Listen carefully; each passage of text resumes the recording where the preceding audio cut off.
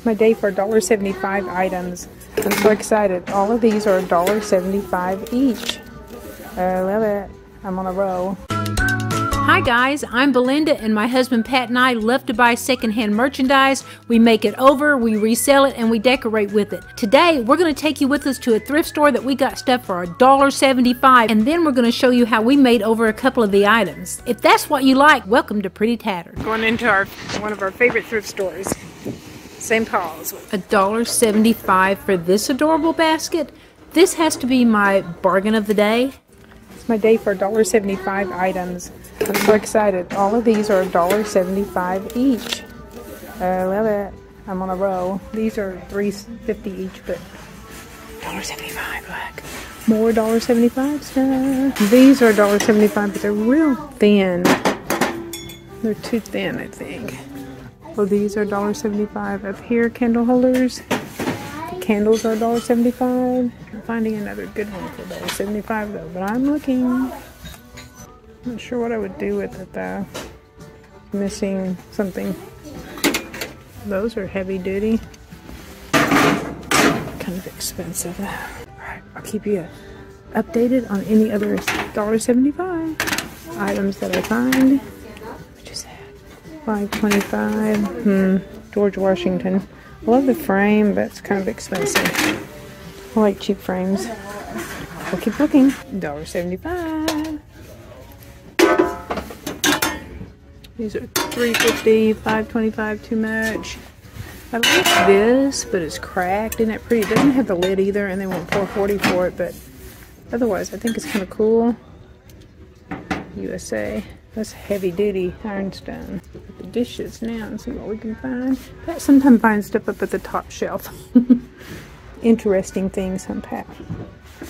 This little bean pot's really cute. It's $3.50. It's so heavy. This is kind of cool. I like the top of it, but I don't want to pay $6.40 just to get the top because I really don't like the bottom. This is actually kind of cute looking. It's $3.40. Oops. Nothing cool on the top today, huh? Oh look, they got some of the green bowls. $2 each. Oh, that says $1.35 underneath it. Those are kind of cute. $5.15 for this set. Isn't that cute?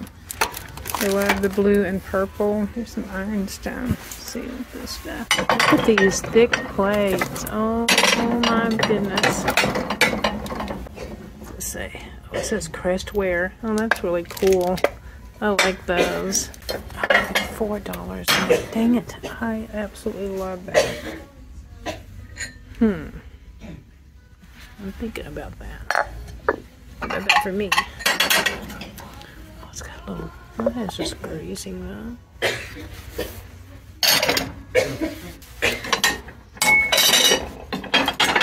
These are cool. And they're marked. This is definitely ironstone.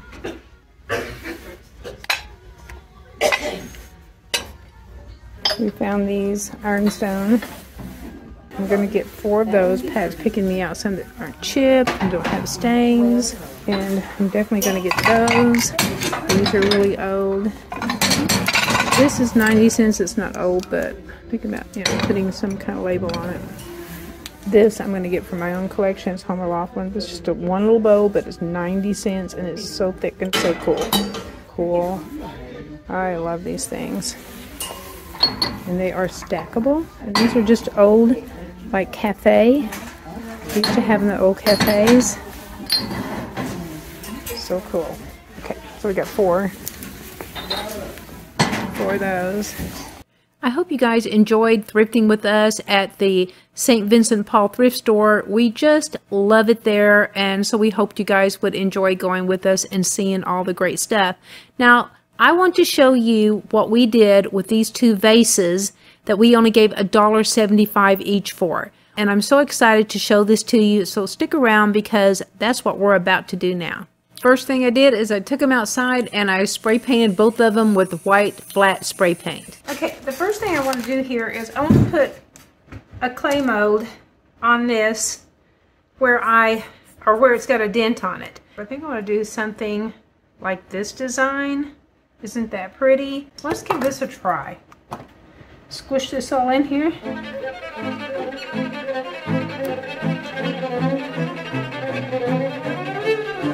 Need to be.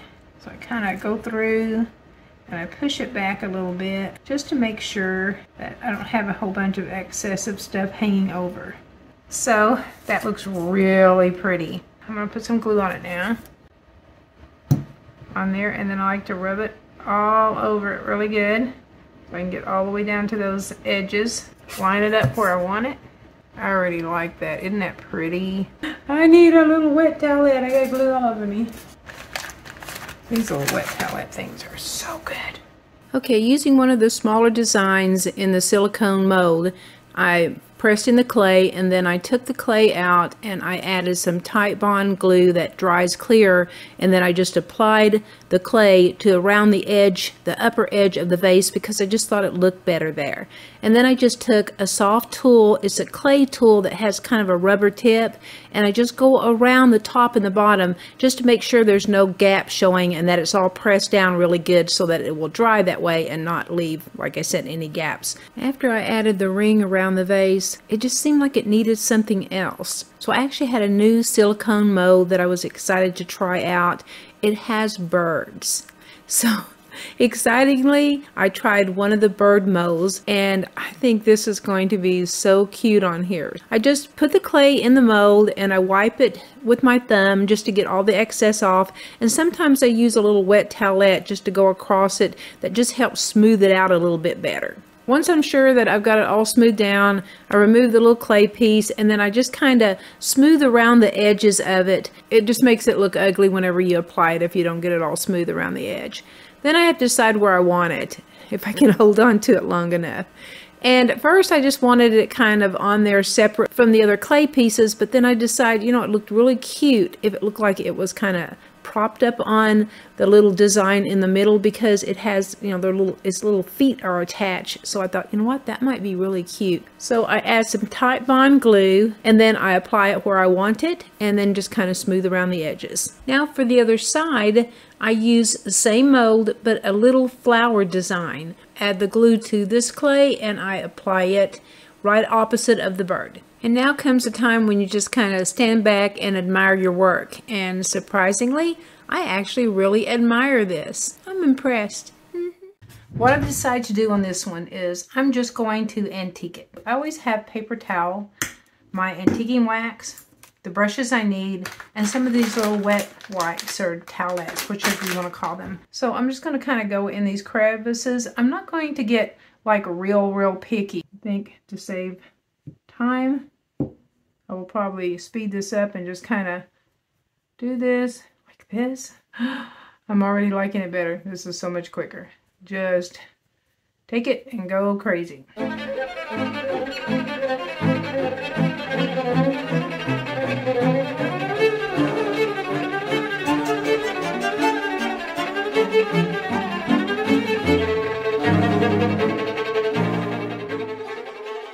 Just take a wet wipe and I wipe it all back. Take a paper towel, dry that off, and I love the look. I'm really happy with the outcome. I think it just turned out beautiful. I really like this old kind of aged look. Gives an old world look. I do spray the whole thing with a clear finish. And it's up to you if you want a glossy look, if you want a satin look, or if you want just a flat look. And I think with this one, I might go with just a little bit of a shine. Now I'm going to go spray this one, and while it's drying, I'm going to do a makeover on the other vase. Started as a whisper, message from a new world I'd never known. Something about it felt like it'd been waiting my whole life. I'm going to cut out a design. Actually, I'm just cutting the rice paper down to fit onto the vase better.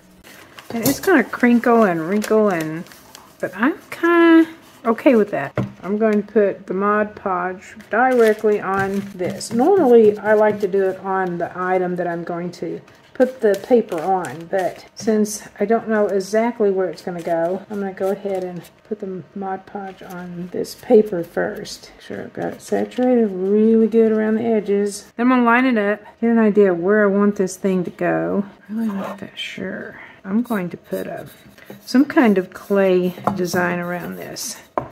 And I think that will be super cute. Super cute. The roller wheel. Where's my wooden wheel? There it is.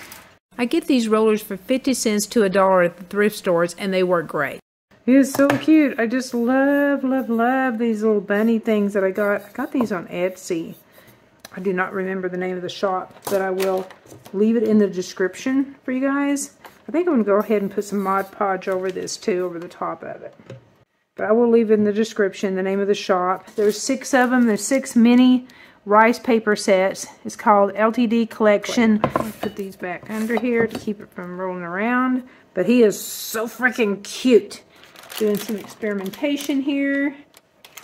And maybe do some of these bigger things and just see what they look like to loop them. And these would actually probably go all the way around it. So I'm going to have to hand paint these after I put them on. I don't know why I made that so tiny. These are 2 separate ones, aren't they? They sure are. I did not realize that. Huh. I'm not sure why I rolled this thing down so small either. Now here, I don't really have a special technique. I just be sure that whenever I get the clay out that I work it up some before I put it into the mold. Try to use my thumb or whatever to keep it smooth and get all the excessive clay off. Let's do this bottom. Take it out. Okay. Let's see what this is going to look like. So I'm going to go ahead and glue this on, and I'll just do it in stages like that because that'll be way easier than having a whole bunch of clay pieces to have to deal with. And that is going to pull back like that, I'm sure. So let's do this. Here I am using Tri-Bond glue because it dries quickly. Yeah, I'm letting it crack right there too, aren't I? Okay, let's get you up here. How we want you to look. I want you to definitely cover the paper part. There's going to be cracks, but you know what? On this one, I think I'm going to leave that. I think it might look kind of cool with the vase to have kind of a cracked look. I probably should have done that whole crackle look on this whole thing. That would have been really cool and made it look like it's an old pottery vase, you know. I don't know if you use this kind of tool too whenever you do any kind of clay molds, but I love it. It's just got a little silicone tip to it, and it helps me smooth down all those edges so they're not sticking up, because if I go through and try to do it with my hand, I always mess up the design, as you can see right here. So it's just works way better for me. So let me know in the comments, do you use any kind of clay sculpting tools? I really like it so far. I think that's going to be really pretty. Okay, here I'm going to do the very same thing that I've already done, just on the opposite side of the clay mold. And as you can see, I got kind of confused because I got it turned around as to what side I needed to use this time.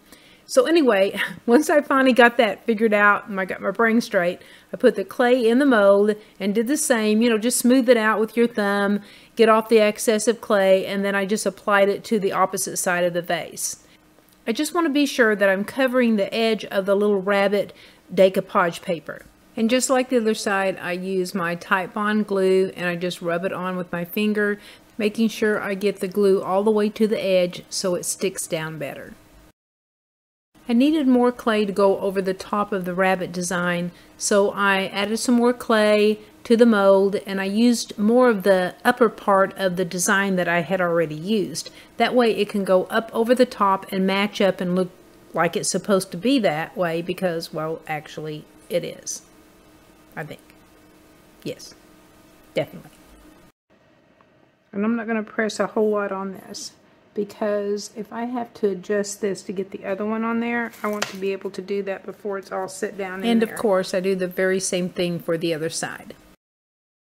Now that the whole thing is dried really well, I took some Waverly antiquing wax and I just brush it on, and then I take like a wet towelette and I wipe it back. I use a toothpick to get down into all the little grooves. After I have the aging look that I like, then I usually take it outside and spray it with a clear finish. And to keep that flat look of the chalk paint, I use a flat, clear finish spray.